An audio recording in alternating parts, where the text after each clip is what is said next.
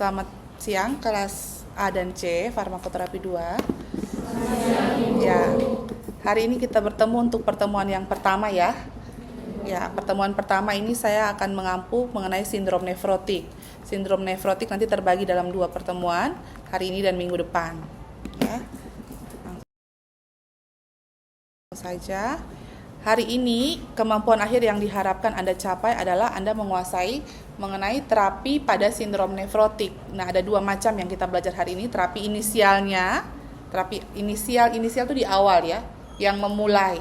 Terapi inisial dan juga terapi sindrom nefrotik relapse. Relapse itu yang bagaimana Ibu? Nanti kita belajar ya. Pustaka. Oke. Sebelum kita belajar tentang terapi obat, farmakoterapi itu kan artinya terapi obat, ya. Sebelum ke sana, saya sedikit mengingatkan, semoga Anda masih ingat dengan anatomi dan fungsinya ginjal, ya. Sudah belajar di semester 2 kan? Ini kurang lebih ginjal itu ya. Yang warna biru ini fungsinya, semoga masih ingat. Nah, sekarang kita langsung ke penyakitnya. Tentunya sebelum Anda belajar obatnya, kenal dulu sama penyakitnya ya. Apa sih itu sindrom nefrotik? Sindrom itu apa ya kelas AC? Ya? Kerusakan. Pak Melki? Ya. Terima kasih. Ada lagi? Sindrom itu ada banyak kondisi atau gejala. Jadi biasanya lebih dari 2 atau 3. Jadi ada beberapa terus terjadi di waktu yang sama atau pada saat yang sama, kita sebut sindrom, kumpulan gejala lah, kurang lebih ya secara sederhananya. Nanti silakan cari untuk kamus medisnya, bisa lihat di Doorlan apa sih sindrom itu, gitu ya. Nah, karena dia sindrom nefrotik itu kan asalnya dari nefron itu tadi kan, sel-sel jaringan yang menyusun si ginjal. Jadi masalah atau kumpulan gejala itu terjadinya di ginjal gitu ya. Nah, secara klinis itu artinya manifestasinya, yang muncul pasiennya tuh merasakan apa. Nah, ini kita kalau periksa ternyata ada protein urea. Protein urea maksudnya apa? Ada protein di dalam urinnya. Normal tidak sih orang buang air kecil atau berkemih urin itu ada protein? Normal atau tidak? Tidak. Tadi saya bilang kan, senyawa yang dibutuhkan oleh tubuh, misalnya gula, asam amino, protein itu diserap kembali di dalam ginjal, reabsorpsi namanya. Dia tidak diteruskan untuk dibuang, tidak ya, diambil kembali masuk ke dalam darah, begitu. Nah, kalau terjadi di dalam urin itu ada protein, tidak normal. Protein urea saja belum tentu sindrom nefrotik, karena kondisi yang lain juga bisa jadi protein ada dalam urin. Tapi sindrom nefrotik itu dia ciri khas ada ya, protein ureanya masif itu tahu ya, besar sekali ya, masif itu yang luar biasa, artinya banyak jumlahnya, tidak normal tuh orang sampai lebih dari atau sama dengan 40 mg per meter persegi luas permukaan badan setiap jamnya. Artinya Anda harus periksa, nanti kita tim ya, kolaborasi dengan dokter, dengan patologi klinik ya, SPPK, SPU-nya, urologi dan lain-lain. Kita cek nanti pemeriksaannya pasti lebih dari 1 kali untuk cek protein ureanya. Karena per jamnya kalau ternyata lebih dari sama dengan 40 mg per meter persegi LPB, itu berarti dia termasuk dalam protein urea yang masif. Kalau di bawah itu juga bisa protein urea, tapi belum tentu dia sindrom nefrotik, begitu ya. Ada kondisi ginjal yang lain bisa protein urea, begitu. Karena kan protein urea tuh intinya sesuatu yang seharusnya disaring di dalam ginjal, dia keluar. Kalau orang awam bilang berarti saringannya tuh ada yang rusak, begitu ya, kebobolan berarti. Harusnya kan diambil kembali. Kok terus? Padahal protein itu kan secara molekul dia strukturnya besar ya. Gitu. Atau rasio protein dibanding kreatinin pada urin sewaktu tuh artinya diambil tiba-tiba ya, kapan saja, tidak pakai ukur 1 jam ini, jam berikutnya dan seterusnya. Kalau diambil rasio protein dibandingkan kreatininnya di urin sewaktu itu dia lebih dari 2 mg per miligram, atau dipsticknya lebih dari sama dengan 2 positif. Itu pemeriksaan yang spesifik juga termasuk untuk sindrom nefrotik. Maksudnya apa tuh Ibu dipstiknya lebih dari sama dengan 2? Nanti belajar sendiri, cari sendiri kan, Merdeka Belajar kan? Itu ya. Kemudian gejala yang berikutnya, kalau dilihat dari pemeriksaan secara klinis ya, laboratorium, itu ada hipoalbuminemia. Ini korelasinya dengan protein urea tadi. Albumin itu jenis apa sih? Kelas AC? Albumin? Jenis? Ya, betul. Protein. Tadi kan kita sudah tahu, ternyata proteinnya lebih banyak yang keluar. Harusnya di dalam darah nih, keluar dari dalam tubuh. Masuk bersama dengan urin saat kita buang air kecil. Artinya yang jumlahnya yang di dalam tubuh itu tetap kurang atau bertambah? Berkurang. Makanya albumin dalam darah, albuminemia itu artinya albumin yang ada di dalam darah itu turun, hipo, karena yang lebihnya tadi ikut keluar bersama dengan urin, begitu ya? Bisa ya? Ya, hipoalbuminemianya itu kurang dari atau sama dengan 2,5 gram per desiliter. Gram per desiliter atau gram persen ini, pemeriksaan satuan gram per desiliter 2,5 ini untuk albumin, nanti Anda lihat apakah nilai normalnya itu di ambang batas yang 2,5 atau bagaimana. Orang normal seperti saya dan Anda kalau tidak sakit sindrom nefrotik itu, kita punya albumin di dalam darah berapa sih seharusnya? Nanti lihat ya, berapa yang dikatakan hipoalbumin. Kemudian karena albumin atau protein banyak keluar, di dalam darah turun, itu ada perbedaan tekanan osmotik, kemudian menyebabkan cairan interstisial dan segala macamnya itu berubah. Jadi dia menarik cairan karena proteinnya kurang di dalam darah. Akibatnya apa? Bengkak. Beberapa jaringan itu bengkak. Edema. Edemanya bisa di semua, di perut, di tangan, kaki, di wajah, gitu ya. Yang paling kelihatan sekali sindrom nefrotik, perut dan wajah. Jadi membengkak. Membengkak itu karena apa? Tadi albuminnya turun, kurang tadi. Nanti belajar lagi mungkin di anfisma atau patologi kenapa kok dari hipoalbumin bisa jadi edema, gitu ya. Kemudian bahkan beberapa kondisi itu bisa disertai dengan hiperkolesterolemia. Nah, ini kok bisa ya? Hiperkolesterolemia. Kalau Anda belajar di semester 2 anfisman, metabolisme lipid, seharusnya kan terjadinya di liver, Bu. Kok ini kalau berkaitan dengan ginjal ada hiperkolesterol? Mengapa bisa demikian? Harus ada pertanyaan begitu ya. Nah, pertanyaan itu Anda jawab sendiri. Silakan cari jawabannya, baca, cari jurnal ataupun referensi yang lain untuk Anda jadikan acuan ya. Kenapa bisa terjadi hiperkolesterolemia pada pasien sindrom nefrotik?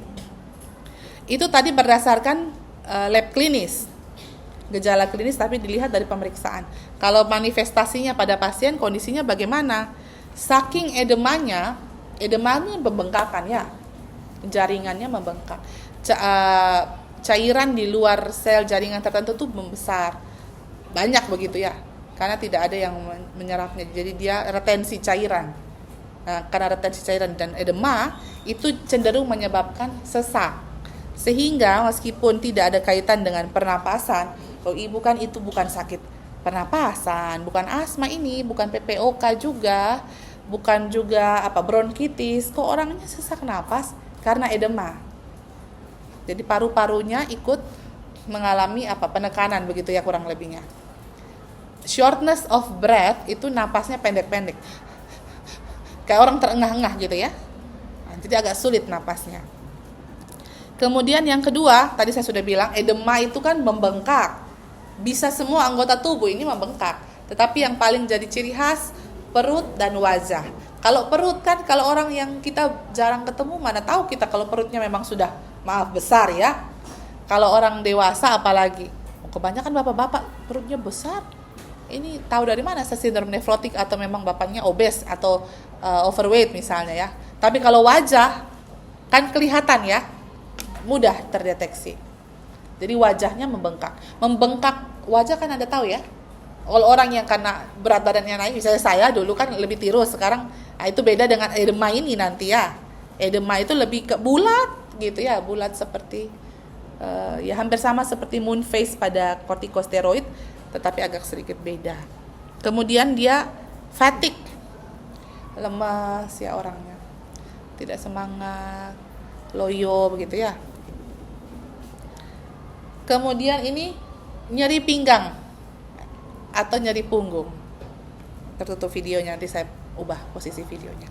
Jadi ginjal ada di mana ginjal? Kalau secara anatomi, kan kalau dari depan dia lebih jauh, lebih dekat ke belakang ya, ya agak ke bawah dari ya dia pinggang lah, agak ke atas. Kalau pinggang terlalu di bawah, agak sedikit ke atas di belakang. Kalau ada nyeri punggung, tapi bukan semua, jangan terbalik ya. Kadang-kadang mahasiswa terbalik. Bukan semua nyeri pinggang atau nyeri punggung itu sakitnya sindrom nefrotik atau sakit ginjal. Belum tentu, mungkin ada posisi tidur, keliru dalam mengangkat barang yang berat, anak kos angkat air galon misalnya, aduh, keseleo, aduh saya sakit ginjal. Kenapa? Ibu bilang kalau nyeri di sini itu berarti sakit ginjal, bukan ya. Salah satu gejala sindrom nefrotik bisa ke nyeri pada pinggang atau punggung agak bawah tadi, pinggang belakang ya. Kemudian nah, etiologi itu apa sih yang menyebabkan orang bisa sindrom nefrotik? Penyebabnya gitu ya. Sindrom nefrotik itu bisa disebabkan karena gangguan kongenital. Gangguan kongenital ini kongenital glomerulosklerosis gitu ya. Nanti cari ya di kamus kedokteran. Sklerosis itu artinya apa sih? Ada penyakit di Amerika terutama ini ya. Di Indonesia juga ada, tapi insidennya beda dengan Amerika. Amerika besar, banyak, tinggi. MS namanya, multiple sclerosis. Apa sih multiple sclerosis itu? Termasuk gangguan autoimun yang bagaimana gitu ya. Nah, dia termasuk kalau kongenital bawaan dari lahir kan artinya ginjalnya itu ada, jadi secara kongenital dari dulu dari lahir ada glomerulosklerosis gitu ya. Ini sejak bayi sudah bisa terdiagnosa. Bayi 0 bulan ibu baru lahir 2 hari yang lalu. Iya, kalau ternyata ada gejala bengkak, dokter kok edema ya, wajahnya perutnya kok edema. Dokter anak melihatnya ya. Atau dokter obgyn yang menolong persalinan. Kemudian kita ambil periksa urinnya, periksa kreatininnya. Wah, ini sindrom nefrotik. Tergolong ke dalam sindrom nefrotik yang kongenital. Jadi kalau dia terdiagnosa 0 sampai 3 bulan masuk SN kongenital ya. Ada SN idiopatik. Idiopatik itu artinya apa? Tidak tahu, tidak jelas. Penyebabnya apa? Kurang jelas. Pokoknya ternyata dia mengalami sindrom nefrotik begitu. Ini bisa terjadi pada anak, bisa terjadi pada orang dewasa. Ini yang paling umum. Ada sindrom nefrotik yang memang dari bawaan lahir. Apakah karena defek ginjal? Apakah karena ibunya suplementasi saat hamilnya kurang? Atau karena memang anatominya ya, memang dari anaknya sendiri, janinnya saja yang bermasalah? Itu yang kongenital. Idiopatik tidak tahu, kurang jelas, tapi ternyata pasiennya memang sindrom nefrotik. Ini paling banyak. Kemudian ada sindrom nefrotik sekunder. Sekunder itu yang kedua kan ya. Berarti ada ya dulu yang primer, yang pertama. Apa itu? Banyak. Salah satunya infeksi ya. Nah, sekarang kita ke epidemiologi. Seperti apa sih kejadian atau keberadaan sindrom nefrotik di tengah-tengah populasi dunia ini begitu ya. Jadi sudah ada penelitian. Ini yang saya baca dari yang PubMed tadi ya. Mereka lihat ternyata insidensinya itu kalau pada anak-anak ini ada yang menggolongkan remaja ke dalam anak-anak ya. Jadi kalau Anda cari referensi, entah itu Kementerian Kesehatan atau WHO, penggolongan usia anak itu ada yang berhenti di 12 tahun, ada yang berhenti di 18 tahun. Jadi kalau ada mahasiswa yang kuliahnya lebih cepat umur 17 atau 18, kalau berdasarkan itu berarti masuk anak-anak gitu ya. Nah, ini ternyata di setiap 100.000 anak setiap 100.000 anak ada sekitar 2-7 kasus baru. Setiap 100.000 anak yang baru lahir atau yang usia pertumbuhan sampai usia 18 tahun, selalu ada 2-7 kasus baru. Ya, ini kalau diukur untuk ukuran populasi dunia cukup baik, cukup banyak ya sindrom nefrotik pada anak. Kalau usia anaknya lebih muda, biasanya yang di bawah 12 tahun, itu insidensinya lebih tinggi pada laki-laki daripada perempuan. Saya waktu di Surabaya, praktek di Apotik Ubaya 4 tahun itu, saya punya salah satu pasien sindrom nefrotik. Dan dia pasien anak laki-laki. Dari umur 3 tahun itu. Sekarang anaknya sudah SMA. Kayaknya masih minum obat tapi tidak seintens yang dulu. Sudah pelan-pelan mulai dilepas. Itu kalau kambuh ya itu seperti yang tadi. Anaknya lemas dan edema. Perutnya membesar, mukanya membengkak ya, wajahnya membengkak. Pasien anak saya sudah pindah ke Kupang tuh masih ada beberapa kali komunikasi dengan ayahnya. Gitu ya. Jadi kalau anak yang lebih muda, biasanya di bawah 12 atau di bawah 6 tahun, itu lebih tinggi pada anak-anak laki-laki dibandingkan anak perempuan. Mengapa demikian? Nanti Anda baca sendiri ya. Berarti kan berkaitan dengan gender, ada apanya. Karena kalau kita mau bilang hormon seksual itu baru muncul kalau sudah akil balikan, kalau wanita menstruasi gitu ya, baru muncul itunya, hormon seksualnya berperan mempengaruhi insidensi penyakit. Kalau masih anak-anak tuh apa penyebabnya, Anda baca lagi, cari lagi. Ketika sudah mulai beranjak remaja, antara laki-laki dan perempuan itu seimbang, tidak ada insidensi atau kecenderungan lebih tinggi ke laki-laki atau sebaliknya, kurang lebih sama, tidak dipengaruhi jenis kelamin gitu ya. Berikutnya, tadi saya bilang, tadi kan topiknya hari ini kita harus belajar terapi untuk SN inisial dan SN relapse. Betul, ada yang masih ingat, bagus ya. Berarti kita harus tahu dulu stagingnya ya. Yang mana sih Ibu yang relapse itu? Ada yang istilahnya remisi. Remisi itu yang mana ya Ibu ya? Ada yang istilah dependent steroid, resistant steroid. Aduh, bedanya apa Ibu? Terlalu banyak. Yang pertama kita lihat. Istilah yang pertama staging, remisi. Remisi. Bahasa Inggris ini saya ambil dari yang PubMed tadi soalnya. Tapi yang di Pustaka Indonesia dari Konsensus Tata Laksana Sindrom Nefrotik Anak itu ada ya stagingnya. Anda bisa lihat yang bahasa Indonesia. Bahasa Indonesia saja Anda sudah bingung mungkin ya menerjemahkan yang dia begini begitu, apalagi bahasa Inggris ya. Tapi kita coba ya, kan sudah merdeka belajar ya. Jadi urin albumin nil, tidak ada albumin atau protein di dalam urin. Itu dikatakan remisi. Remisi itu kalau periksa urin, protein urea negatif. Begitu ya. Tapi ada ataunya. Ataunya ini loh yang kita harus hati-hati ya. Atau trace for 3 consecutive early morning specimens.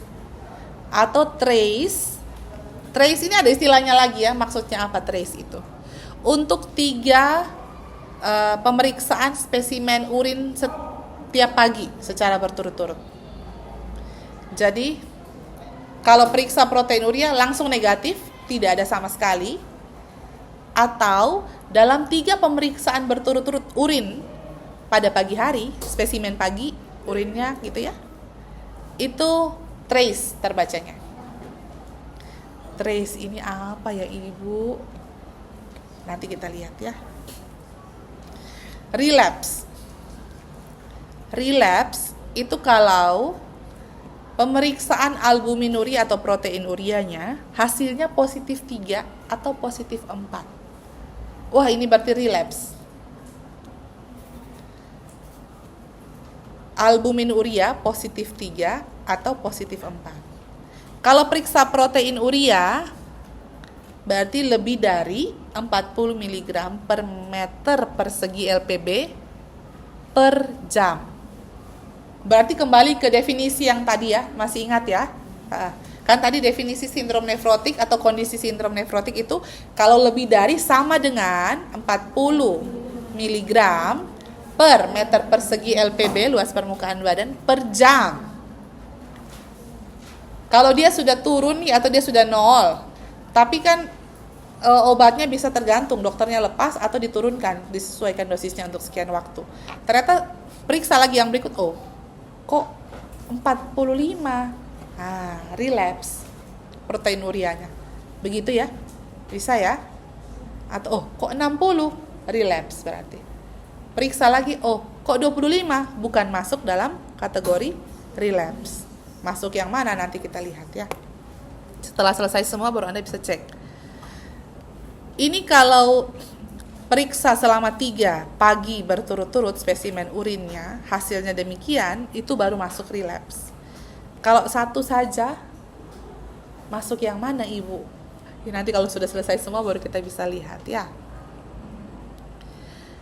Relapse ini juga ada syaratnya. Kalau sebelumnya dia sudah remisi, kemudian periksa lagi di berikutnya, kok 50 mg per meter persegi LPB per jam. Hari berikutnya kok masih 50. Hari berikutnya kok 45. 3 hari berturut-turut. Padahal sebelumnya sudah remisi.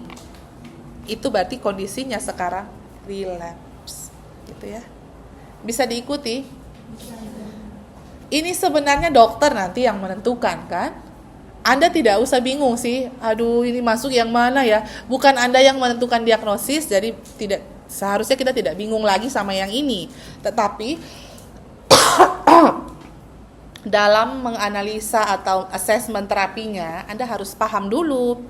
Yang relapse itu maksudnya bagaimana, yang remisi itu maksudnya bagaimana, supaya waktu dokter sudah bilang ini relapse, terapinya ini, dok keliru nih.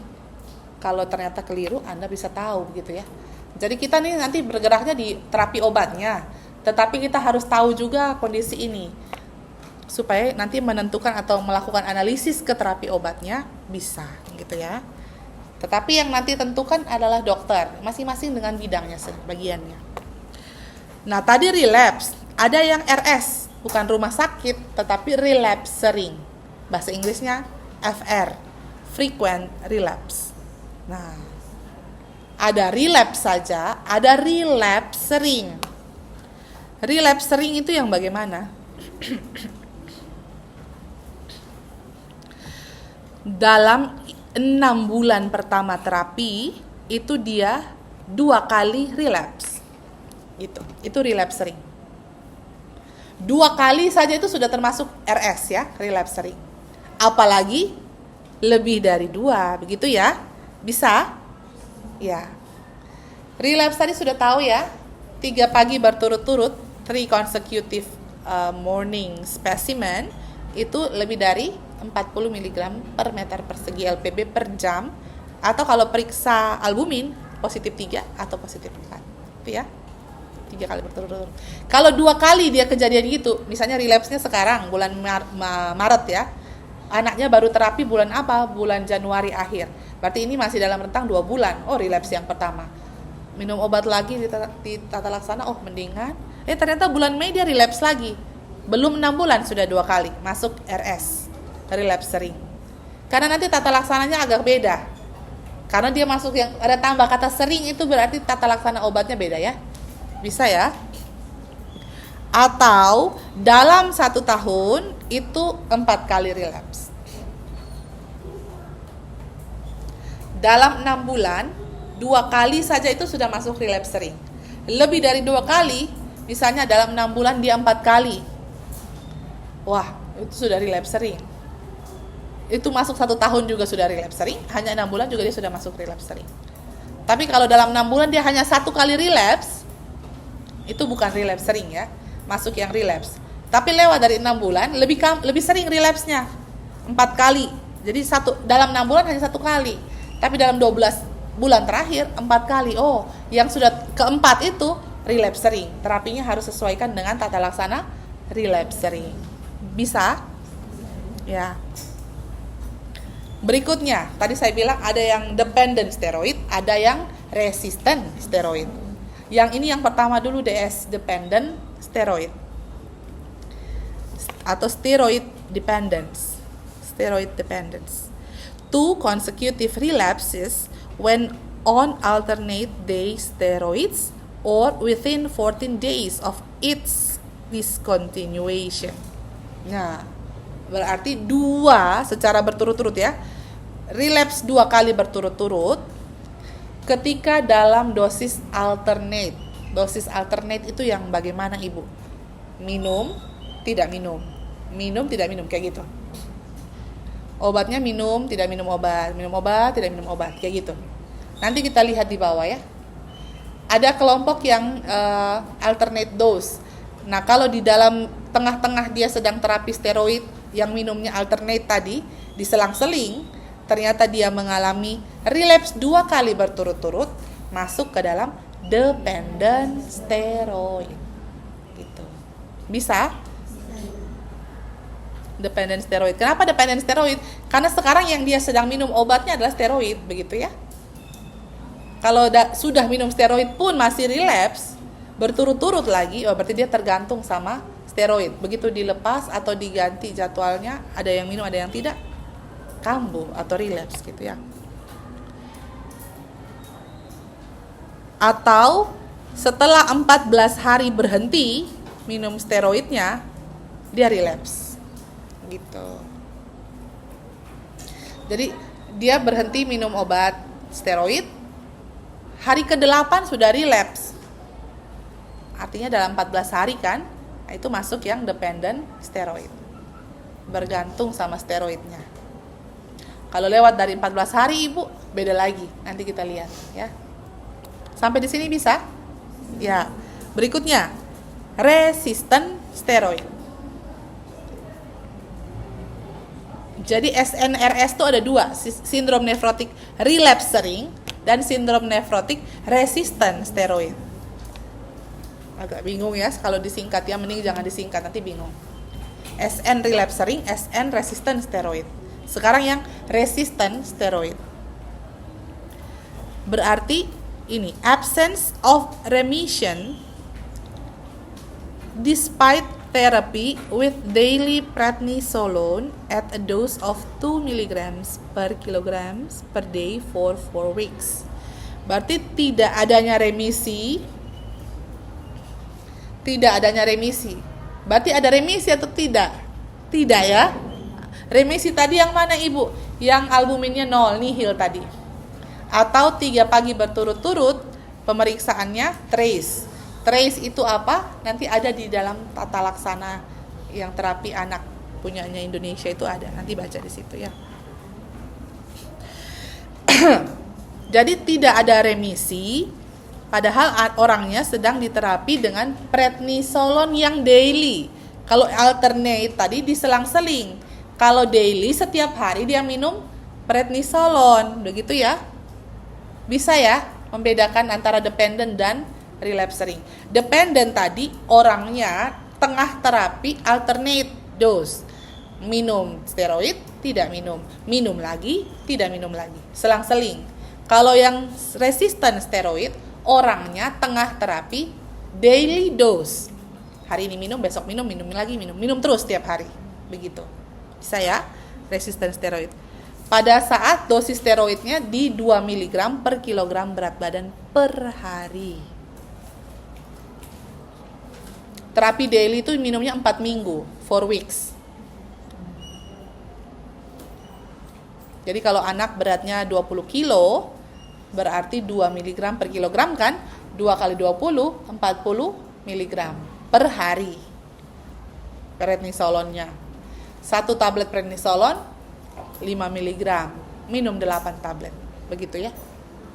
Anda sudah pernah lihat prednisolon? Kecuali Pak Frankie dan Pak Melki ya. Nanti dilihat ya. Selain 5 mg dia punya strength yang lain atau tidak. Kalau 5 berarti 40 mg minum 8 tablet. Memang minumnya banyak. Ini juga yang kita perlu edukasi orang tuanya kalau anaknya yang sakit ya. Apa mau anak-anak minum tablet sampai 8? 1 hari. Wah, kasihan anaknya ya. Kalau anaknya sudah SD begitu ya mengerti. Kalau di bawah 6 tahun harus dibuat puyer lagi dan sebagainya. Itu kita harus edukasi betul orang tuanya supaya patuh terapinya. Terapinya tidak ditinggalkan gitu ya. Ya, berikutnya kita lanjutkan untuk tata laksana sindrom nefrotik. Ini saya sampaikan dulu tata laksana umumnya ya. Kalau Anda baca pada konsensus tata laksana sindrom nefrotik yang idiopatik pada anak-anak, fokusnya kurang lebih sama dengan nanti yang dewasa. Anda bisa bandingkan dari 3 pustaka yang sudah Ibu share tadi di depan ya. Ini kita perhatikan terapi farmakologi dan non-farmakologinya. Untuk non-farmakologinya nanti ada diet protein ya, dan edukasi untuk orang tua. Tentunya karena pasiennya anak, kita tidak bisa memberikan pemahaman, kita tidak bisa menjelaskan tentang kondisi sakitnya, apalagi tentang terapinya. Sehingga peran dari orang tua ini sangat penting untuk tata laksana sindrom nefrotik. Ya, jadi kalau untuk non-farmakologi kita perhatikan di evaluasi diet protein. Mengapa protein? Karena kita sudah tahu tadi gejalanya adalah protein urea masif. Terlalu banyak protein yang keluar karena ada masalah atau radang atau kerusakan pada ginjalnya, sehingga protein atau albumin di dalam darah terjadi penurunan, sehingga dia dibutuhkan diet protein. Nah, untuk diet protein ini juga nanti kita akan konsul dengan spesialis gizi klinik ya, karena kita berikan diet protein yang tinggi protein pun tidak terlalu bagus karena sedang masalah atau sedang rusak ginjalnya. Kalau rendah protein juga nanti pasiennya malnutrisi gitu ya, MEP, sehingga harus diperhatikan. Kemudian untuk edukasi orang tuanya yang penting dijelaskan berkaitan dengan penyakit atau kondisi sakitnya anak, kemudian terapinya, karena terapinya akan diberikan lama. Kalau terjadi remisi seperti yang tadi stagingnya sudah Anda pelajari, kita pelajari bersama, itu mungkin bisa sekian bulan ya. Tetapi pasien sindrom nefrotik bisa sampai bertahun-tahun minum obat atau ditata laksana. Kemudian terapi edema, untuk terapi farmakologinya terapi edema dan pemberian kortikosteroid. Terapi edema ini nanti dengan pemberian diuretik, dan diuretik yang digunakan adalah loop diuretik atau furosemid ya.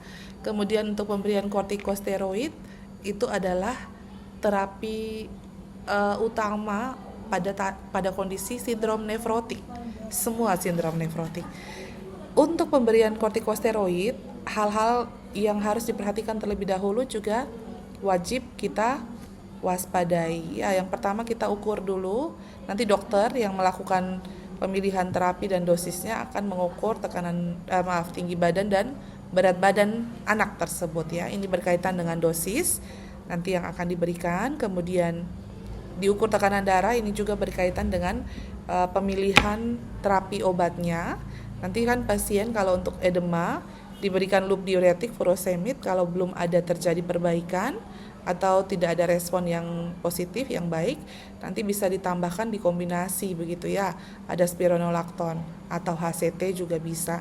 Jadi nanti diperhatikan juga dengan tekanan darah pasien, jangan sampai terjadi hipovolemi atau hipotensi ya. Berikutnya juga sebelum diberikan steroid perlu diperhatikan pemeriksaan fisik terkait penyakit sistemik atau penyakit autoimun. Nah, ini jelas karena saya sudah bilang tadi kalau sindrom nefrotik ini bisa juga karena autoimun, misalnya SLE atau purpura HS ya. Nah, kalau seperti itu berarti pasiennya harus diapakan, terapi obatnya bagaimana, karena nanti pada kondisi tertentu kalau stagingnya pasien ini, anak ini nanti ada di sindrom nefrotik yang relapse sering atau dependent steroid, ada beberapa pilihan obat juga, itu siklofosfamid misalnya bisa juga digunakan pada beberapa kondisi penyakit ini ya, penyakit terminal atau penyakit bukan penyakit sindrom nefrotik sebenarnya, bukan terapi sindrom nefrotik, tapi bisa dikombinasi atau diberikan bersama. Sehingga ini harus diperhatikan sejak awal apakah ada kondisi penyakit sistemik lain atau penyakit autoimun ya. Selain itu juga kita harus mencari apakah ada kondisi infeksi.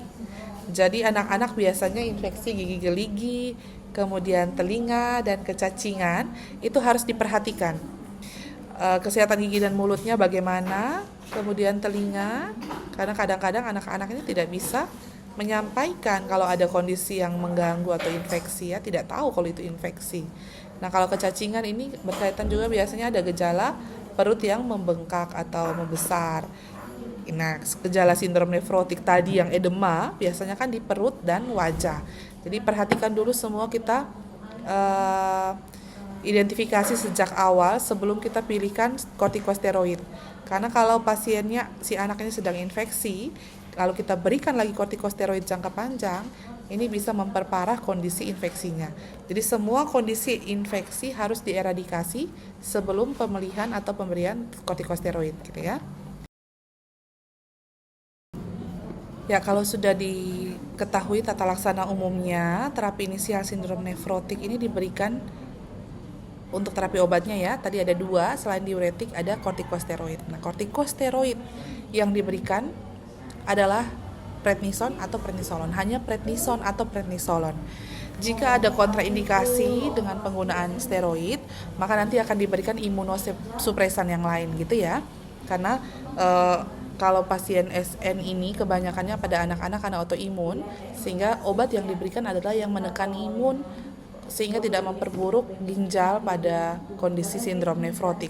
Kalau kortikosteroidnya kontraindikasi pada penggunaannya karena kondisi lain, tadi dia punya penyakit autoimun lain atau ada infeksi lain dan sebagainya tadi yang sudah diidentifikasi sebelum pemilihan kortikosteroid itu, ya, yang Ibu jelaskan, berarti pemilihan imunosupresannya adalah selain prednison atau prednisolon.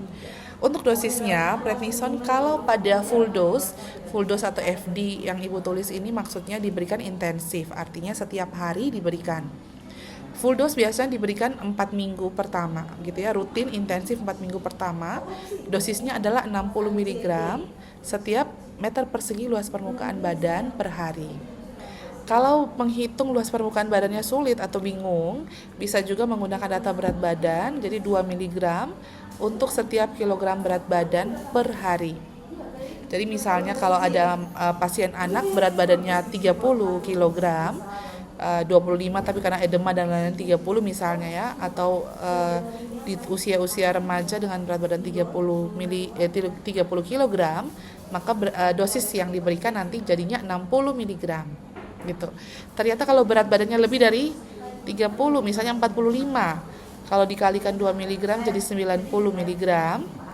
Ini kita ambil yang maksimal 80 mg, gitu ya. Jadi 2 mg per kilogram berat badan per hari atau maksimalnya 80 mg per hari.